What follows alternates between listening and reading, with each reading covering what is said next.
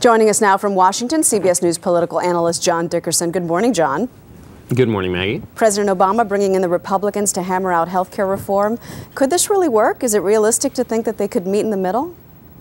Well, it's not that realistic after what we've seen in Washington. This is a bit of a show, but it's an effort for the president to revive health care reform, which has been stalled a little bit. This is a moment where he can talk about this on a public stage again and maybe build the case against Republicans if health care doesn't pass. He can say, look, we tried and they just didn't have any solutions. I want to talk about someone who could potentially challenge the president in the next election, Sarah Palin. Let me play for you a bit of what she said at the Tea Party convention this weekend and then afterwards in an interview.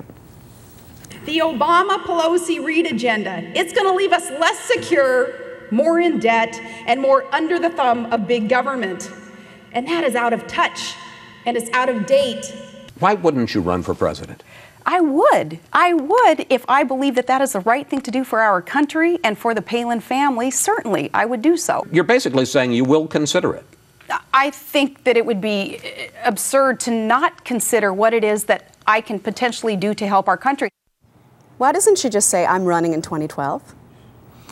Well, because she may still decide not to run, and it's always better to kind of keep your options open. And if she said she were running, then everything she says raises to a higher level. There's a little bit more scrutiny. She's being scrutinized plenty enough already, but it would raise things up a little bit more. Now she gets to sort of have it all ways. Yeah, and she was really scrutinized because she wrote those notes on her hand during her speech. I don't know if our viewers saw that. I want to show real quick. She had with energy, budget, tax, and some other notes on her hand, and people immediately criticized her, saying that she knew her speech like the back of her hand. Do you think that's a fair criticism? Got to be done.